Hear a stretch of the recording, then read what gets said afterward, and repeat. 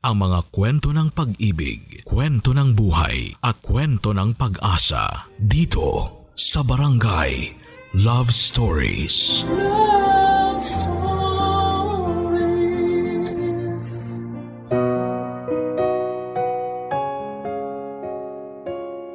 Wala nang masasaya pa sa isang inang nakikita kung paano nagtatagumpay sa buhay ang mga anak niya. Ang hayaang tumayo ang mga anak sa sarili nilang mga paa ay hindi isang parusa kundi isang palatandaan na buo ang tiwala niya sa kanila.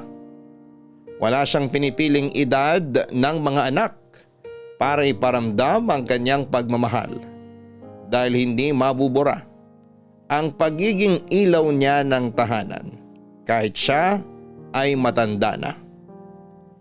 Pakinggan natin ang isang kwento ng sakripisyo ng isang ina para sa kanyang mga anak dito sa mga kwento ng pag-ibig, buhay at pag-asa sa nangungunang Barangay Love Stories.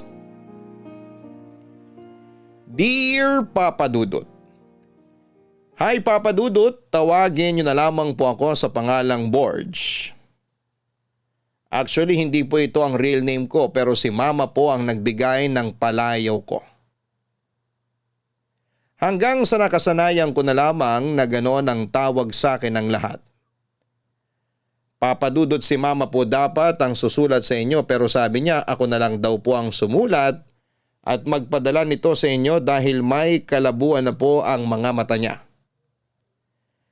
May kakambal nga po pala ako Papa Dudut, bale identical twins po kami.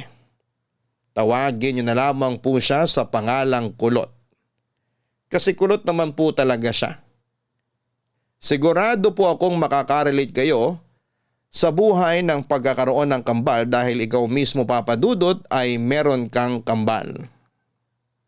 Hindi naman po kami yung magkamukhang magkamukha.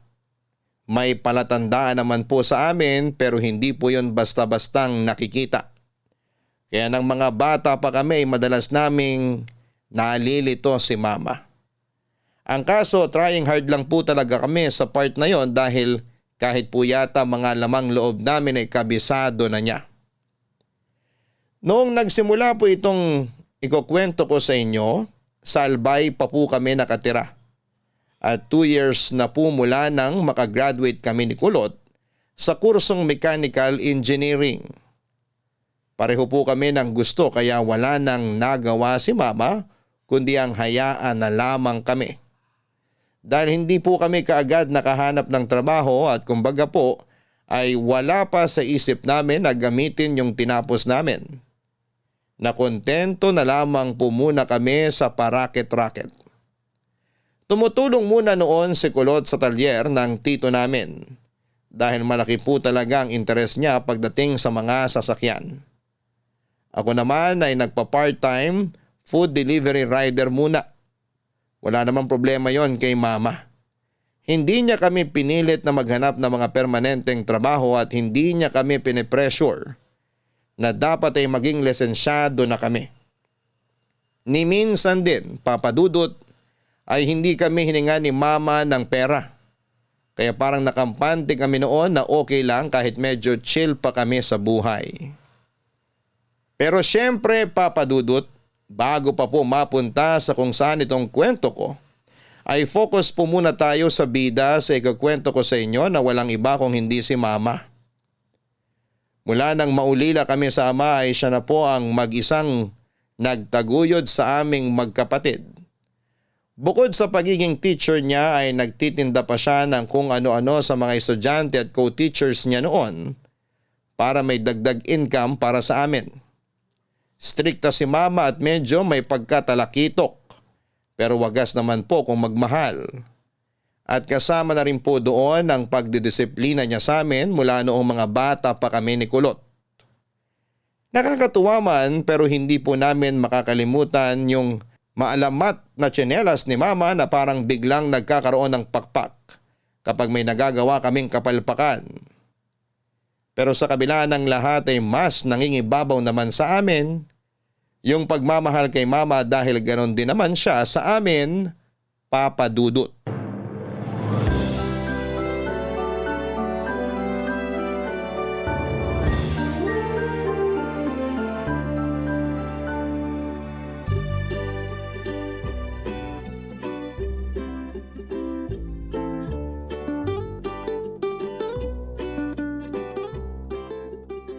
Hoy! Gumising na yung mga anak mayaman dyan!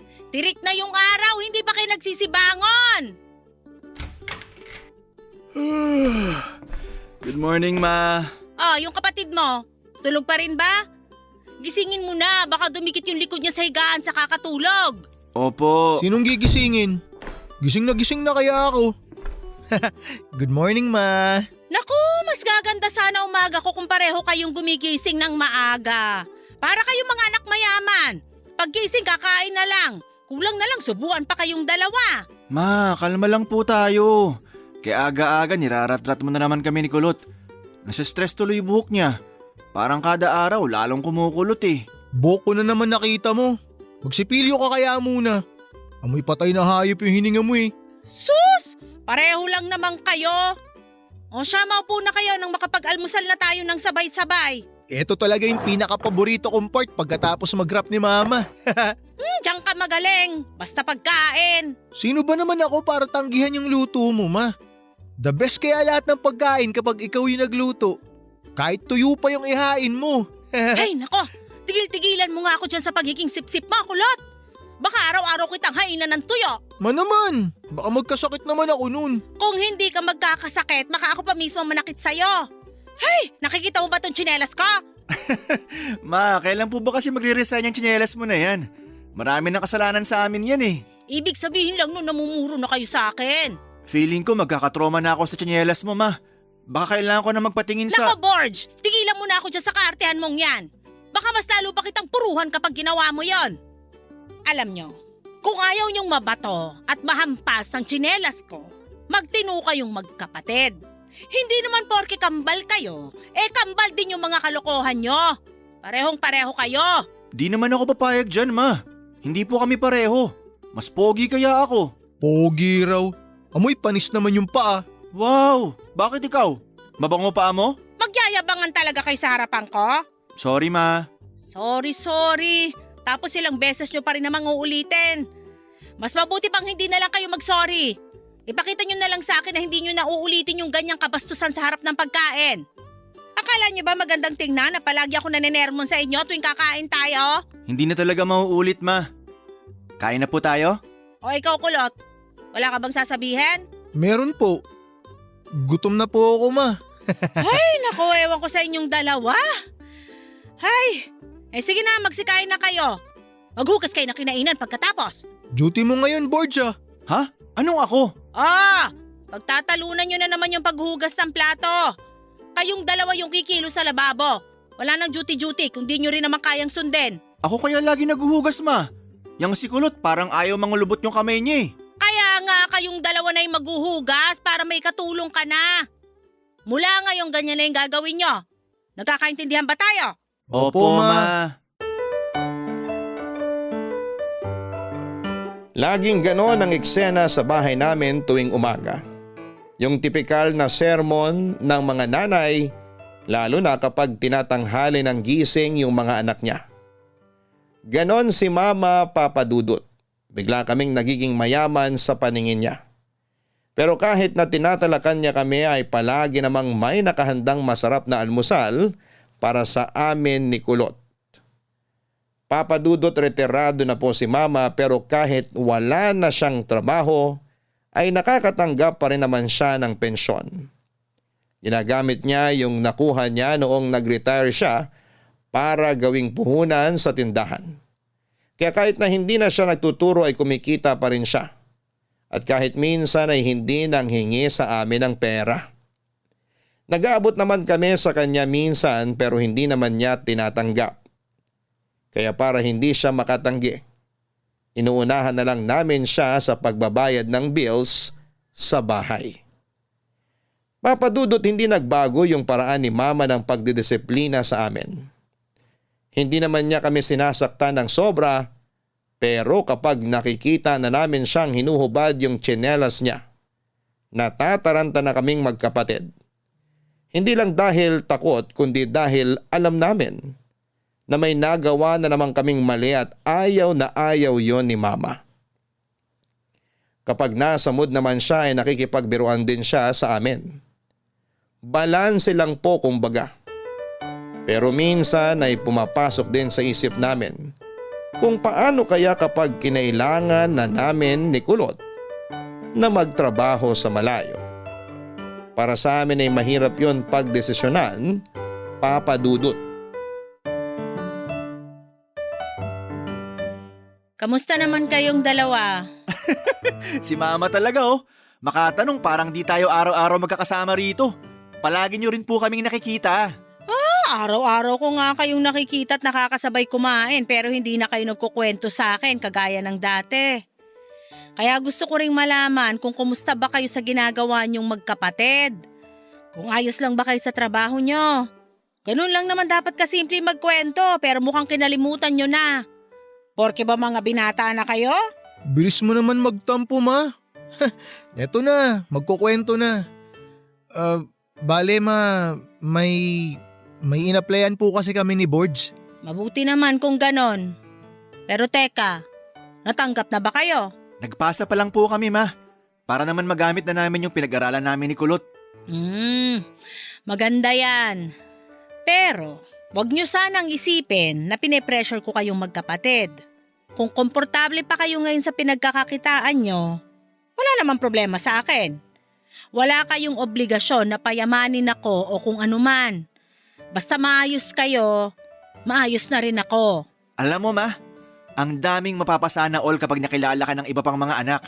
Yung iba kasi, ginagawang retirement plan yung mga anak nila.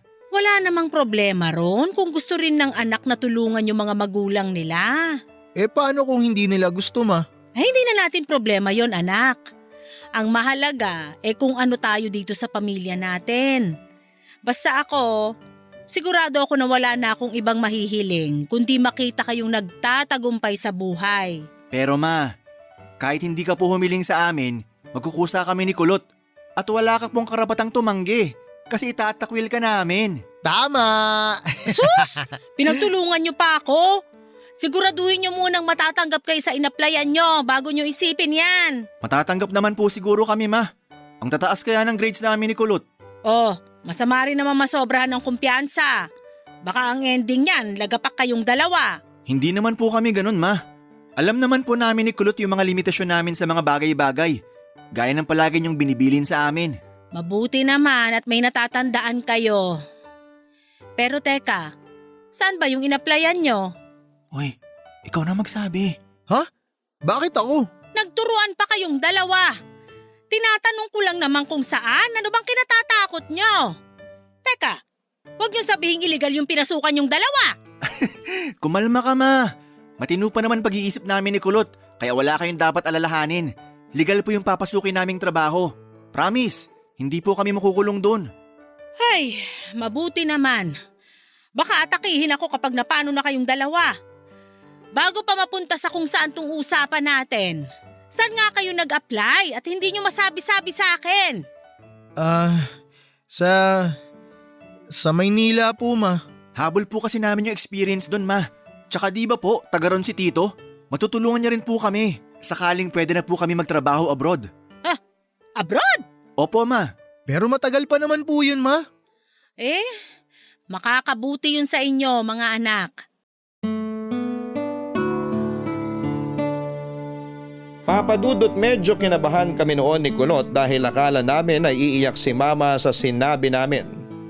Pero mukhang sinadya niya po talagang pigilan ang luha niya. Ayaw niya sigurong maramdaman namin na malungkot siya kapag napalayo kami sa kanya. Sakaling matanggap kami sa Maynila. At kapag pinalad pa sa ibang bansa na kami magtatrabaho. Pero bago po namin maisip ang mga bagay na yon ay iniisip din po namin si Mama. Hindi po namin alam kung kakayanin ba naming iwan siya ng mag-isa. Buong buhay po kasi namin ay kasama namin siya kaya parang napakahirap pong lumayo noon. Mula nang malaman ni Mama yung plano namin ay mas naging maasikaso pa siya sa amin. Yung ginagawa niya po noon ay parang pinaparamdam niya sa amin ni Kulot na mamimiss niya kami kaagad. Pero sa kabilang banda ay kinatuwa rin po namin yon dahil hindi na po kami masyadong sinusungitan ni Mama. Papa Dudut, kapag pareho po kaming umalis ni Kulot ay wala talagang maiiwan kay Mama. May mga kamag-anak naman po kami doon pero hindi po sila kasundo ng nanay namin. Bagamat malakas pa ay matanda na rin talaga si Mama at mas makakabuti sa kanya kung may kasama siya. Kaya naman, kahit may magandang opportunity sa amin ay hindi naging madali ang magdesisyon. Habang nag-iisip pa rin po kaming magkapatid noon, nalaman naman po namin na nakabalik na pala yung totga ni Mama na nagtatrabaho sa Canada. Dahil doon ay nakaisip kami ng paraan na sa tingin namin ay makakatulong sa nanay namin, Papa Dudut. Papa Dudut, nang malaman namin na nakabalik na pala yung totga ni Mama na si Mang Rico ay nagkaroon kami ng ideya ni Kulot. Nakwento kasi noon ni Mama na naging sila ni Mang Rico bago pa naging sila ni Papa. Pero dahil kinailangang umalis ni Mang Rico at magtrabaho sa Canada ay nakipag-break na lamang si Mama dahil ayaw niya ng long distance relationship. Ayaw daw pumayag noon ni Mang Rico, mabait naman daw ito, maalaga din at mataas ang respeto sa kanya. Pero sadya lang na hindi niya kaya yung malayo sila sa isa't isa. Hindi yon ang unang beses na umuwi si Mang Rico sa Pilipinas. Nagkakausap din naman sila noon ni Mama at nakikipagkilala rin siya sa amin. Kaya naging kaklose namin siya. Madalas pa nga namin silang tinutokso sa isa't isa. Matagal na rin kasi mula nang mawala yung tatay namin at hindi naman kami tutol. Sakaling maisip ni Mama na mag-asawa pa ulit siya o magkaroon ng kinakasama. Kahit na si Mang Rico pa yon, iisa lang naman ang gusto naming magkapatid. Ang maging masaya, ang nanay namin, Papa Dudut.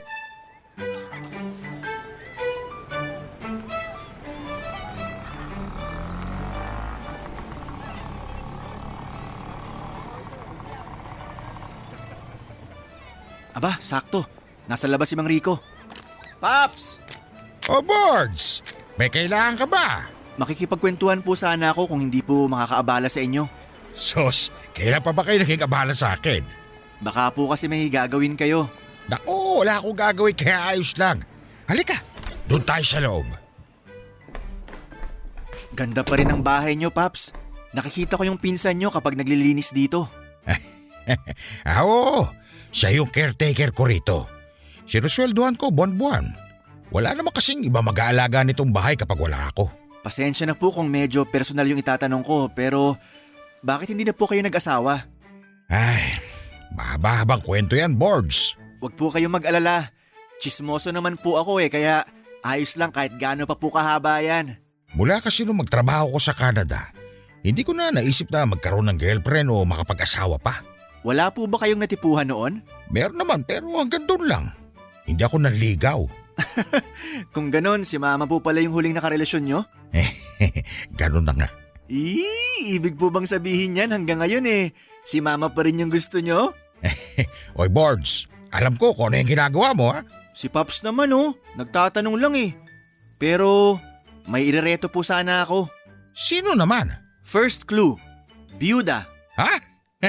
Teka, parang kilala ko yan ha. Wait lang po, meron pa. Second clue, ex nyo. Ay nako, anak ka talaga ng nanay mo. Pero alam mo, aaminin ko, gusto ko pa rin naman si Ida. Pero sa nakikita ko ngayon, hindi niya na kailangan ng isa pang lalaki sa buhay niya. Sa tingin ko, sapat na kayo sa kanya. Kaya kahit gaano ko pa gustong ligawan siya ulit, palagi akong nagdadalawang isip. Mas masakit po ba mabasted kapag senior na? Loko ka talaga. Pareho lang naman yun kapag binata ka pa. Yung kilig po. Kinikilig pa po ba kayo o baka nagpapalpitate na lang?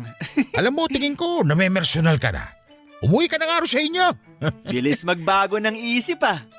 Pero seryosong tanong Paps, babalik pa ba kayo sa Canada? Hindi na. Napag-aral ko na yung mga pamangking ko. Napagtapos ko na sila sa kolehiyo. Kaya oras naman para makapagpahinga ako. Ha? Namamaalam ka na po ba? Bakit pa? Parang gusto mo na ako mawala. Joke lang naman Paps. Pero gets ko naman po kayo dun sa gusto nyo na magpahinga naman sa pagtatrabaho. Tama po yun. Enjoy nyo na lang po yung buhay. Pwede naman po kayo mag-business na lang para may pagkakakitaan pa rin kayo. Si mama nga po nagtindahan na lang matapos mag-retire eh. Hawak niya na yung oras niya tsaka hindi na palaging pagod na pagod. Ganon din sana yung gusto ko pero ayoko naman maging kakompetensya ni Ida. Kaya plano ko sana, magpagawa na lang ng paupahan. Kahit maliit lang. Aba, mukhang ayaw nyo talaga mapalayo kay mama. Ikaw talaga, kung ano-ano iniisip mo. Kapag nalaman ng mama mo na inilalako mo siya sa akin, hindi ka tatantanan ng tsinelas doon.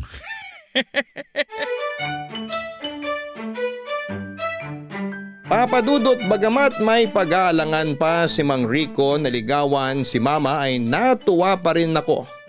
Dahil nakita ko sa kanya na magiging mabuting kaibigan siya sa nanay namin. Medyo inaasahan ko na rin po kasi noon na hindi na talaga magpapaligaw si Mama. Dahil sa edad niya kaya alam ko na malabo na po talagang magkabalikan pa sila. Pero dahil okay naman silang dalawa at pareho nang nakamove on sa nakaraan nila, naisip ko pong imbitahan si Mang Rico sa amin para maghapunan. Sinabi ko kay Kulot ang plano ko at sinakyan naman niya yon. Hindi namin sinabi kay Mama na bibisita sa bahay namin si Mang Rico. Pero matapos po yung imbitasyon ko na yon, sinabi sa akin ni Mama na nakita niya raw ako na pumunta kina Mang Rico at tinanong niya kung ano yung pinag-usapan namin. Ang sabi ko naman ay nagkwentuhan lamang kami tungkol sa naging trabaho nito sa Canada. Naniwala naman sa akin si Mama pero nagpaalala siya na huwag daw kaming gagawa ng kahit na anong ikakahiya niya kay Mang Rico. Papa Dudut. Kanina pa ba nakaalis si mama? Oo, kanina pa. Bakit di mo sinamahan? Ayaw niya eh. Pinipilit ko nga kanina pero sabi niya hindi naman daw siya magbubuhat. Lagi na lang ganun si mama.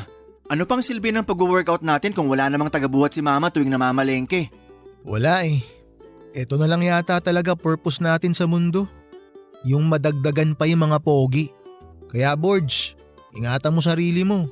Nanganganib na tayong maubos. Pinagsasabi mo, di ka ba nakainom ng gamot? Ito naman oh, wala man lang kasupo-suporta. Ay, nga pala, nagkausap na ba kayo ulit ni Mang Rico? Ano raw plano niya? Pupunta naman daw siya. Teka, parang nakita ko rin paalis kanina si Mang Rico. Di kaya magkasama sila? Baka kaya ang tagal makabalik ni Mama. Malamang nagde-date na yung dalawang yun. Tapos inilihim nila sa atin para hindi natin sila tuksuhin. Si Mama talaga oh. Huli pero di kulong. Asarin natin mamaya pag uwi. Kunwari pa si Mama na ayaw niya magpaligaw kay Mang Rico tapos makikipag-date naman pala. Ha, cute siguro nila na nag-uusap habang kumakain, no? Baka nga nagsusubuan pa sila eh. Huwag na tayo magsaing. Tayo lang naman yung kakain. Oo, wag na. May bahaw pa naman dun. Magluluto na lang ako ng pansit canton mamaya. Pantawid gutom. Ikaw, ano sa'yo? Idamay mo na lang din ako. Ayoko magkanin. Sige, pero mamaya na lang ha. Maaga pa naman eh. Tol, tinan mo to nag-add friend sa akin sa Facebook. Chicks na chicks. Nasan? Patingin nga. Eto. Ganda. La, Ma! Chicks nga. Pag alis ko kanina, cellphone na inatupag nyo. Hanggang sa pagbalik ko cellphone pa rin. O ano, nakapagsaing na ba kayo? Hindi pa po ma. Kala kasi namin kumain ka na sa labas eh. Ano? At bakit naman ako kakain sa labas na mag-isa? Mag-isa? Pero sabi ni Kulot magkasama daw kayo ni Mang Rico. At saan naman nanggaling yon? Hindi kami magkasama ni Rico. nakita ko rin po kasing umalis si Mang Rico kanina. Halos magkasabay lang kayo kaya… Kaya naisip mo na magkasama kami? Ay teka nga, La Borge, yan na naman yung tsinelas ni Mama. Ikaw kasi. ano, ngayon pa kayo magsisisihan? Ikaw… Ah! Aray ma! Sorry na ma. Ito naman. Si Kulot naman po talaga yun eh. Pareho lang kayo. Ang tatanda nyo na pero hanggang ngayon nagagamit ko pa rin sa inyo itong tsinelas ko. Ano na lang yung mangyayari sa buhay nyo kung hanggang ngayon irresponsable pa rin kayo magkapatid? Anong oras na wala pa sinaing? Tingnan nyo yung lababo. Kahit nandito ako sa sala, nakikita ko yung hugasing iniwan ko kanina na hanggang ngayon, wala pa rin sa inyong nagkukusa maghugas. Sorry po ma, hugasan ko na po. Ako na lang magsasaing, ma. Yan! Para kayong mga maamong tupa kapag napagsasabihan. Pambihira! Paano na lang kapag nagkaasawa na kayo? Kawawa naman yung mga magiging asawa nyo kung ganyan pa rin kayo magkapatid. Hey! Kambal nga talaga kayo kahit sa katamaran. Sorry na po, ma. Ganto na lang po para makabawi. Kami na lang ni Kulot yung gagawa ng lahat ng gawaing bahay ngayon. Kami na rin magluluto at mag-aayos ng mga pinamalengke mo. May gusto ka pa bang ipagawa sa amin, ma? Oo, meron. Magpakatino kayo. Yun ang gusto kong gawin nyo. Papadudot, nakakatawa man pong isipin na sa edad naming yon ay nahampas pa rin kami ni mama ng tsinelas. Pero para sa kanya ay wala sa edad ang pagdidisiplina. Kahit nung bata pa kami ay gano'n na talaga siya tuwing hindi namin nagagawa ang mga gawain namin sa bahay. Kapag naman may nagawa kaming medyo mabigat na kalokohan, hindi kami kinakausap ni mama. Kaya kapag gano'n ang nangyari, mas gusto pa naming mahampas ng tsinelas kasi kinakausap niya pa rin kami kahit galit siya. At dahil hindi kami sanay na gano'n siya sa amin, pagsisisihan namin yung nagawa naming kalokohan at gagawin lahat para mapatawad niya. Papadudot, sobrang close po namin ni mama. Wala kaming maitatago sa kanya dahil kilalang kilala na talaga niya kaming magkapatid. Kaya kahit minsan ay masakit rin yung nasasabi niya, hindi kami nagtatanim ng sama ng loob at inuunawa lang yung dahilan kung bakit niya yon nasabi sa amin.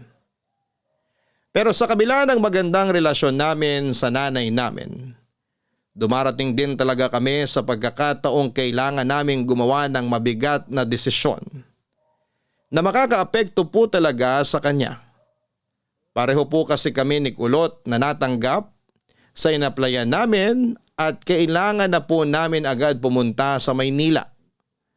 Ang kaso'y hindi namin alam kung paano sasabihin kay mama ang tungkol doon, Papadudot. Bagamat planchado na ang plano namin ng kakambal ko na lumuwas na ng Maynila at mangupahan doon para sa trabaho namin, hindi pa rin naging madali para sa amin ang pagdidesisyon.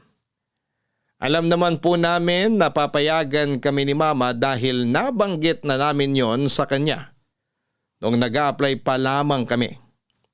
Siya po kasi yung nanay na hindi po kami pipigilan sa gusto naming gawin.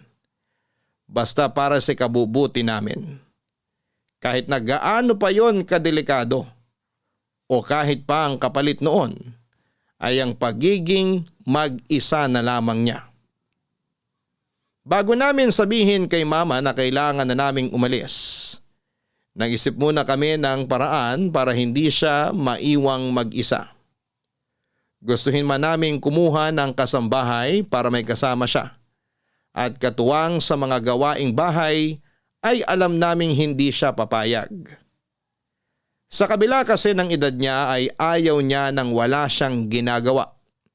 Siya ang mas nakakaalam ng mga bagay-bagay sa bahay kaya hindi niya yon inaasa sa ibang tao. Tumutulong na lang kami sa kanya sa mga mabibigat na gawain.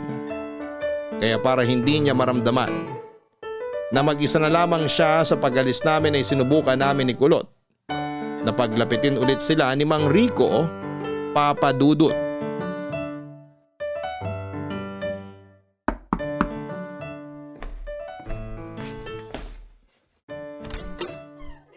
Oh, kayo pala'y kumakatok. Pasensya na, Paps. Pwede ka ba ulit may istorbo ngayon? Oo naman. Pero sana nagsabi kayo na pupunta kay Rito para nakapaghanda man lang ako ng kahit ano. Ayos lang po yun. Tsaka nandyan lang naman po sa tapat yung bahay namin eh. Tatakbo na lang po kami ron pag nagutom. May pagkain naman ako rito. Hindi lang ako nakapagluto ng masarap-sarap na pagkain para sa inyong dalawa. Huwag po kayong mag-alala. Kahit ano pa pong meron kayo dyan, tatanggapin ng tiyan namin yan. Oo nga po, kaya wag na po kayo mag-abala. Kahit na mga abala po kami talaga. O siya, sige. Pumasok na kayo at masimulan nyo na yung pang-aabala sa akin. Mukhang gustong-gusto nyo naman yun eh. Grabe to si Paps. Parang ayaw niya talaga sa atin. Kulot, balik na tayo sa bahay. Puro talaga kayo kalokohan. Maupo na muna kayo. Maghahanda lang ako na makakain nyo. Wag na, Paps. Hindi naman po sa tumatanggi kami sa grasya pero ayos na naman po kami ni Kulot. Mas excited po kaming makipagkwentuhan sa inyo. Ano bang meron? Namiss nyo ba ako? Ganun na nga po, Mang Rico. Paps na lang itawag nyo sa akin. Mas gusto ko yun. Parang masyadong nakakatanda kapag Mang Rico pa tinatawag nyo sa akin eh. Naks, tunog pang tatay na talaga. Paps, kung hindi mo na itatanong, hiring pa kami ng stepfather. Oo nga, Paps. Baka naman interesado ka. Sos, hindi naman kailangan ni Ida ng bagong partner. Kailangan niya po na makakasama kapag umalis kami ni Borgie. Ano ka mo? Kapag umalis kayo? Opo, Paps. Teka, saan naman kayo pupunta? Natanggap na po kasi kami sa inaplayan namin sa Maynila. Alam na ba yan ng mama nyo? Hindi pa nga po eh. Hindi rin namin alam kung paano ba sasabihin sa kanya. Parang ang hirap din po kasi na maiwan siya rito ng mag-isa. Alam nyo naman po na yung mga kamag-anak namin dito may sariling mundo. Kaya ba ang gusto nyo mangyari? Magkaayos kami para magkaroon siya ng kasama. Mismo! Nakuha mo, Paps! Ang husay mo! Kung pwede po sana, tingnan-tingnan nyo si mama o kaya kausapin nyo rin po minsan. Kahit hindi nyo po siya samahan lagi. Wala naman sana problema sa akin yun. Pero ang inaalala ko lang, baka hindi yun magustuhan ng mama nyo. Baka lalo lang akong iwasan nun kapag nakaramdam siya na parang kinakaawaan ko siya. Sa una lang po yun magagalit, kaya sana po, hindi nyo siya basta-basta sukuan. Pasensya na po kung kayo pa po yung inabala namin para dito. Sa totoo lang po kasi, mas may tiwala kami sa inyo, Paps kesa sa mga kamag-anak namin. Baka pabayaan lang si mama pag nagkataon. Naiintindihan ko naman kayong magkapatid. Kaya huwag na kayong mag-alala. Isa pa, kahit kailan naman hindi magiging abala sa akin si Ida. Hayaan nyo po, Paps. Babawi po kami sa inyo. Wala pa nga akong ginagawa, pagbawi na kagad ang nasa isip nyo. Pero hindi naman kayo dapat sa akin bumawi, kundi sa nanay nyo. Hindi naman ako nanghihingi ng kapalit sa hinihingi nyong pabor sa akin. Kayo naman parang pamilya na rin naman po turing namin sa inyo. Yung kay mama, syempre, matik na po yun, Paps. O siya, sige. Gagawin ko yung makakaya ko para maging malapit kami ulit sa isa't isa. Para mas madali ko siyang makumusta at masamahan kapag siya na lang mag-isa sa bahay nyo. Basta, magpakatino kayo sa papasukan nyo sa Maynila. Walang problema, Paps. Papadudot, hindi namin pinakawalan ang oportunidad na nagbukas sa amin dahil yun na lamang ang tanging paraan para makatulong kami kay mama. Lagi naman po niyang sinasabi na hindi namin kailangang bumawi o ibalik sa kanya yung mga naging sakripisyo niya. Pero gusto po naming maranasan niya yung wala nang inaalala dahil kami naman ang bahala. Kaya naman matapos namin kausapin si Mang Rico ay nakahinga kami ng maluwag. Dahil alam namin na may mapapakisuyuan na kami para i-check si mama habang wala kami. Papadudot, kahit mahirap dahil malayo-layo ang Maynila, nagplano kami noon ni Kulot na umuwi sa bahay tuwing linggo para makasama si mama. Pero naisip din po namin na baka ikagalit niya yon dahil bukod sa magastos sa pamasahe, ay matagal-tagal din yung biyahe. Parang naririnig na po agad namin ang mga sermon ni mama. Siguradong sasabihin niya na magseryoso kami sa trabaho at hindi kung ano-ano ang inaatupag. Humanap kami ng tiyempo para sabihin sa kanya na aalis na kami. At nang magkaroon kami ng pagkakataon, hindi na kami nag-alangan pa. Hindi naman po siya nagalit. Ipinakita pa nga niya kung gaano niya kasuportado yung gagawin naming magkapatid. Pero kahit na hindi niya sabihin, alam din po namin na sa loob-loob ni mama ay nalulungkot din siya dahil mapapalayo na kami sa kanya, papadudot.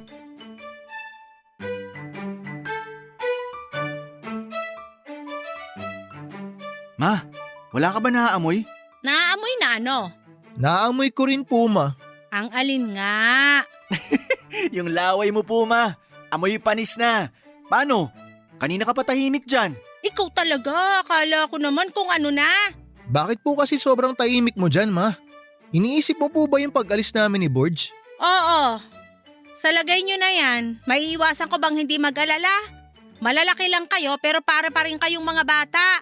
Wala na magluluto ng pagkain nyo ron. Ma, kaya naman po namin magluto. Marunong din naman po ako magsaing. Ako rin po ma. Marunong na po ako magpakulo ng tubig. Sa tingin mo, hindi ko alam yon. Pansit Canton lang naman ang kaya mong lutuin. Kaya lalo kang nakukulot eh. Ma, wala naman pong kinalaman yung pansit canton sa pagkakulot ng buhok ko eh. Meron. Doon kita pinaglihi. Hindi naman po totoo yung lihi na yan. Kasi nga hindi ka naniniwala. Anak, baka naman gusto mong mag-aral magluto ng ibang pagkain. Baka kapag hindi nakapagluto si Borge, palagi na lang instant noodles yung kakainin mo. Sakit ang aabutin mo ron. Naku ma, ako na pong bahala dyan kay Kulot. Pagsabihan mo siya palagi kapag puro pansit canton at cup noodles yung kinakain niya. Kung kaya mo ipagluto mo na lang. Total ikaw naman yung mas matanda sa inyong dalawa. Makasabi naman si mama ng mas matanda. Minuto lang naman ang pagitan namin ni Borge. Kahit na, mas matanda pa rin siya sa'yo. Dapat nga kuya yung tawag mo sa kanya eh. Hayaan nyo na po ma. Ayos lang naman po sa akin kahit di niya ako tawaging kuya. Ay, yung mga damit nyo, wala na maglalaba. Hindi naman kayo marunong maglaba ng kapatid mo. Basic lang yan ma. Pwede naman kami magpa-laundry. Naku, ay paano kayo makakaipon yan? Dapat marunong na kayo sa mga ganyang kasimpleng gawain. Hindi sa lahat ng panahon ay makakasama nyo ako. Gaya niyan, mapapalayo na kayo sa akin. Hindi sa lahat ng pagkakataon may nanay na sasalo ng mga bagay-bagay para sa inyo. Sorry po ma. Hindi ko kailangan ng sorry nyo. Mas kailangan kong mapanatag na maayos kayong dalawa at kakayanin nyo mag-survive ng kayong dalawa lang. Kailan ba alis nyo? Sa Sabado po sana ma. O sige, habang di pa kayo nakakaalis, tuturuan ko muna kayo. Maglalaba tayo mamaya at bukas naman ng umaga, tuturuan ko kayong magluto ng ulam nang hindi nyo na kailangang gumastos ng malaki. Matatanda na kayo, kaya dapat alam nyo na mag-budget ng pera nyo. Hindi na yung kagaya rito na unlimited ang supply nyo ng pagkain dahil sa tindahan ko. Kapag naubusan kayo ng pera doon, malaking problema yon. Kaya dapat pag-isipan nyo muna ng mabuti bago kayo gumastos. Noted po ma. Noted ka pa dyan. Tapos pagdating naman doon makakalimot ka na rin agad. Hay!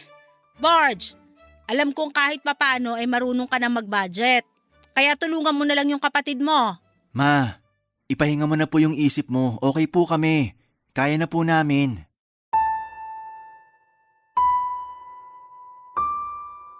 Papadudot na tuloy po ang pag-alis namin ni Kulot.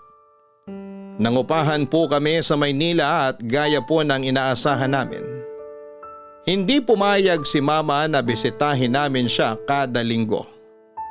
Ayos na raw sa kanya na kahit na isang beses lang sa isang buwan kami umuwi, basta palagi kaming tatawag sa kanya para hindi siya masyadong mag-alala. Na-realize po namin noon na sobrang laki po ng nagbago sa buhay namin nung hindi na po namin araw-araw nakakasama si mama.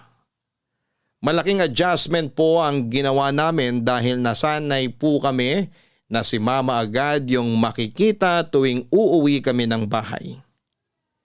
Nami-miss po namin yung mga paninermo niya, yung masasarap na luto niya, at yung kwentuhan po namin habang kumakain.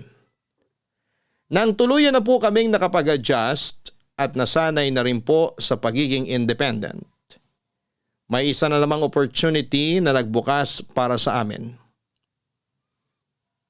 Sa pagkakataong pong yun ay may inalok na trabaho sa amin yung kapatid ng tatay namin na nasa Australia. Malaki po ang sweldo at siguradong mas mabilis kaming makakapag-ipon ni Kulot. Ang kaso'y mapapalayo na po talaga kami ng sobra kay mama at hindi na kami makakabisita sa kanya. gaya ng ginagawa namin noong sa Maynila pa lamang kami nagtatrabaho. Hindi po pwedeng pareho kaming aalis dahil walang maiiwan kay mama. May katandaan na rin po kasi siya kaya hindi po namin noon maiwasang mag-alala para sa kanya.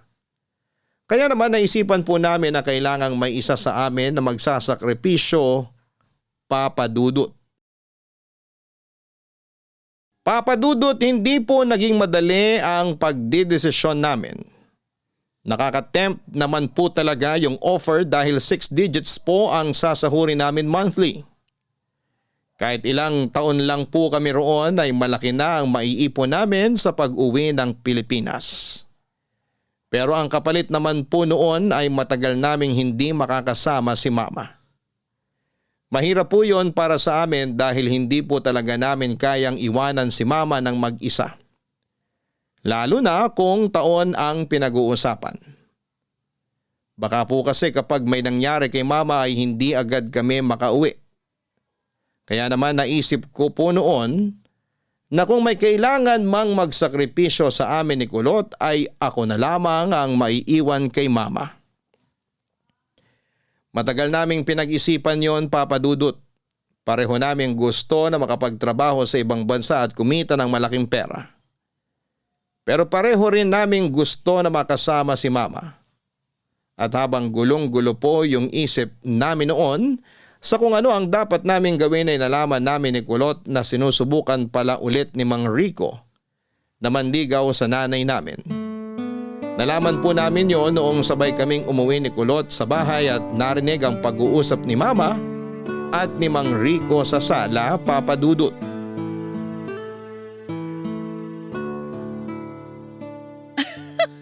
Ano ka mo? Manliligaw ka sa akin? Kung papayag ka sana.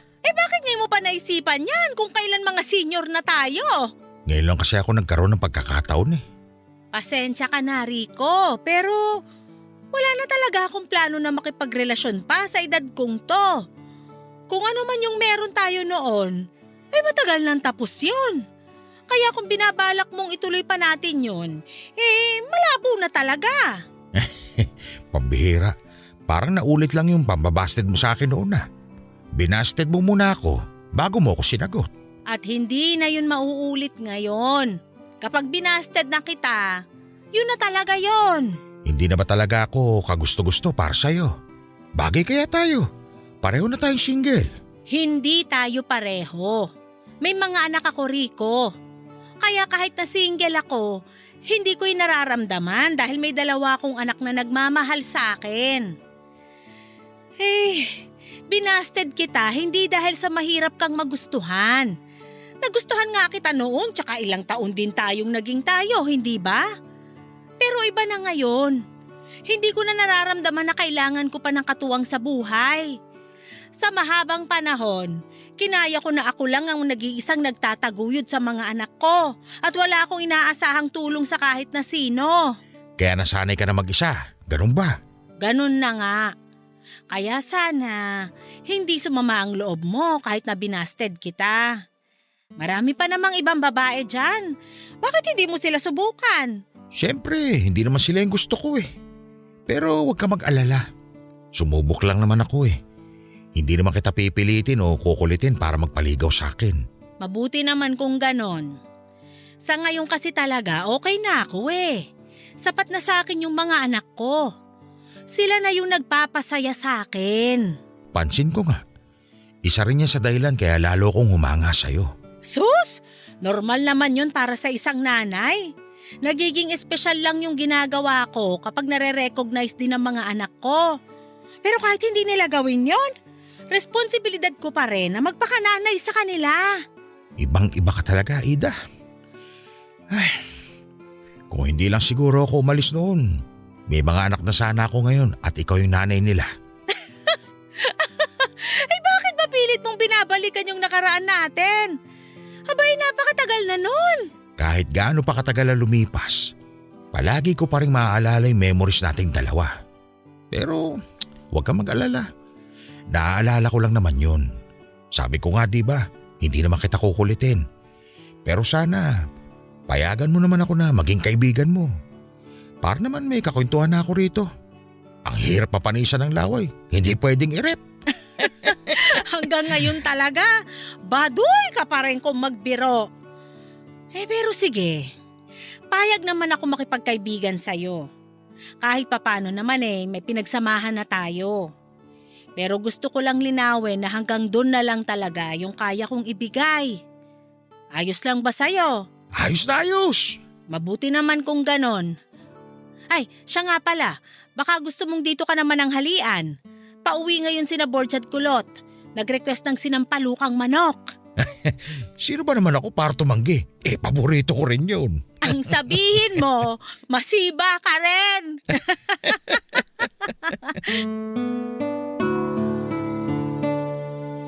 Papadudot na touch po ako noon sa mga narinig ko mula kay mama. Ni minsan po talaga ay hindi niya inisip na utang na loob namin sa kanya yung buhay namin. Palagi niyang sinasabi na kagustuhan daw nila ni Papa na mabuo kami, kaya responsibilidad nila na buhayin at gabayan kami hanggang sa kaya na naming tumayo sa sarili naming mga paa. Pero dahil maaga kaming iniwan ni Papa ay siya na lamang ang mag-isang gumawa noon para sa amin. At tuwing naiisip ko lahat yon ay hindi po ako nangihinayang na pakawalan yung magandang oportunidad sa ibang bansa. Nag-usap naman na po kami noon ni Kulot at nangako siya. Natutulungan na lang niya ako kapalit ng pagsasakripisyo ko. Bago mag-asikaso ng mga requirements si Kulot ay nagpasya kaming mag-set up ng date kung kailan namin kakausapin si Mama. Pero ang ending, hindi na kami humanap ng tiyempo dahil pwede naman namin siyang kausapin sa kahit na anong araw. Nag-ipon lang po talaga kami ng lakas ng loob dahil alam din namin na may posibilidad na magalit si Mama sa ginawa naming desisyon, Papa Dudut. Borge, ikaw na magsabi kay Mama. Bakit ako? Ikaw naman yung aalis eh. Lapitan mo na kaya habang hindi pa siya natutulog. Natatakot ako eh. Ay, ako na nga. Ma, Bakit? may sasabihin sana po kami. Ano yon? Sabihan niyo ako rito.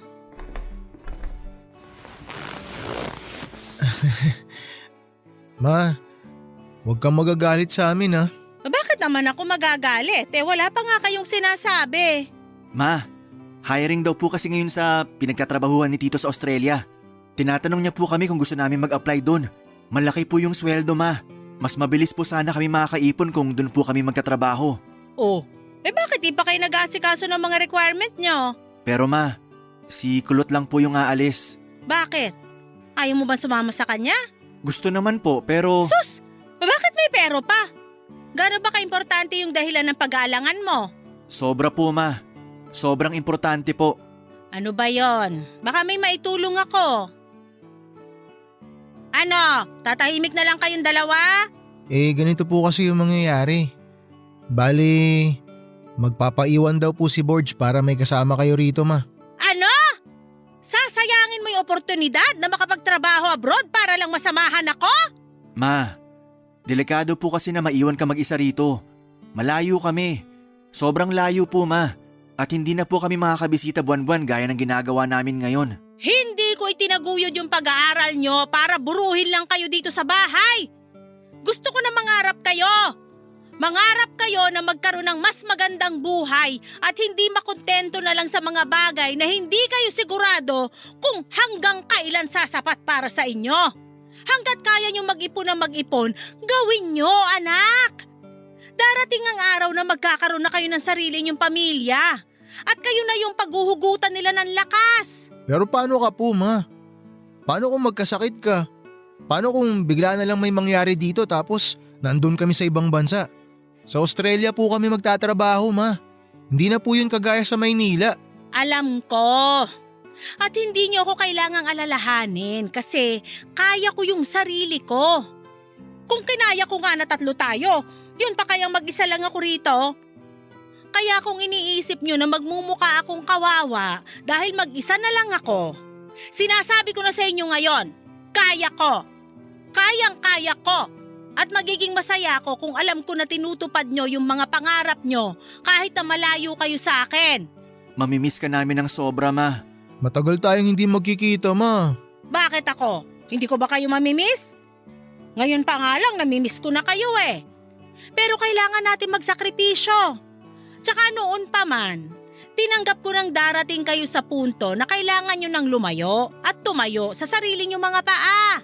Kaya gawin nyo na ang lahat para maging maganda yung buhay nyo magkapatid habang may pagkakataon pa kayo. Nandito lang naman ako. Hihintayin ko na makauwi kayo. Hayaan mo, Ma. Kapag kaya na naming dalhin ka ron, susunduin ka namin dito. Talaga? O sige, basta galingan nyo ron para magkasama-sama tayo kaagad. Gagalingan namin, ma. Mahal na mahal ka namin eh. I love you, Ma. Naku, kayo talaga. Pahihiyakin nyo pa ako eh. Pero sige na, mahal ko rin kayo. Kahit naman hindi ko sabihin yun, alam nyo na yun eh. Ay, mag-iingat kayo ron ha. Itatakwil ko kayo pag hindi nyo iningatan yung sarili nyo.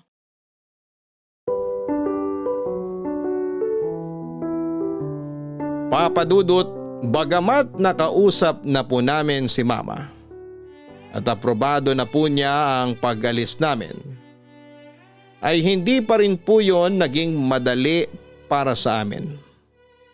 Ayaw ni Mama na ihatid kami sa airport dahil lalo lang daw kaming malulungkot. Ang sabi niya para naman daw yon sa future namin kaya hindi pwedeng magbago pa yung isip namin. Natanggap naman po kami roon at sa loob ng ilang taon ay nakaipon kaming magkapatid. Kapag may pagkakataon ay umuwi kami ng Pilipinas para kay Mama. Hanggang sa natupad na nga po namin yung pangako namin sa kanya na dadalhin namin siya sa Australia. Sa ngayon, Papa Dudut, ay kasama na namin dito si Mama. May sarili na rin po kaming pamilya ni Kulot at pareho pang foreigner ang napangasawa namin. Sa bahay ko nakatira si Mama pero madalas din siyang bumibisita kay Kulot para makipaglaro sa mga apo niya. Sobrang saya po namin dahil kahit na may mga anak na kami, ramdam pa rin po namin ang paggabay at pagmamahal ni Mama. Pinapangaralan niya rin po kami.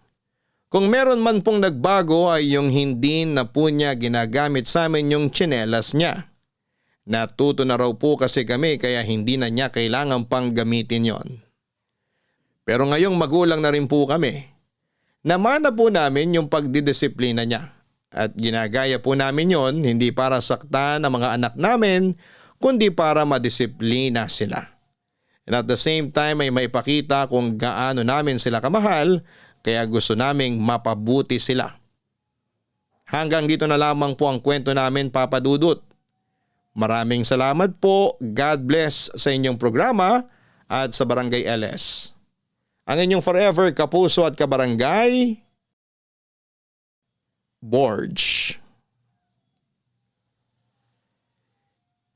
Hindi humihinto ang pagiging isang ina kahit siya ay tumanda na. Akala ng iba. Ang isang ina ay dumidistansya sa mga anak niya kapag nagkaroon na ng sariling pamilya. Ngunit ang totoo pagdating sa puntong yon, hindi na lamang mga anak ang iisipin niya kundi pati mga apo na. Kadalasan pa, ang dating ng pagiging ina sa iba ay parang isang malaking pagkakamali. Na kapag nasa bahay lang sila, taong bahay na lang talaga ang tingin sa kanila at wala nang pangarap sa buhay. Pero ang hindi alam ng iba ay nandun sila dahil ginagampanan nila ang kanilang napakalaking tungkulin bilang ina. At madalas ay wala na silang oras para unahin ang iba pang mga bagay. Doon nag-iiba ang mga priority nila sa buhay at doon na rin nag-iiba ang kahulugan ng salitang success para sa kanila. Ang pinaka-successful na bahagi ng pagiging isang ina ay ang makitang tumatayo sa sariling mga paa ang mga anak na minahal at inalagaan niya. Kaligayahan niya na matupad ang pangarap ng mga anak niya at makitang na-i-enjoy nila ang bawat sandali sa katuparan ng pangarap na yon. Kaya tunay na hindi matatawaran ang pagmamahal ng isang ina at ang kaya niyang gawin para sa kanyang mga anak. Hanggang sa muli, ako po ang inyong si Papa Dudut sa mga kwento ng pag-ibig, buhay at pag-asa sa Barangay Love Stories number 1. Barangay Love Stories. Barangay Love Stories. Anong say mo sa Barangay Love Stories na ito? Pagkwentuhan natin sa comment section yan.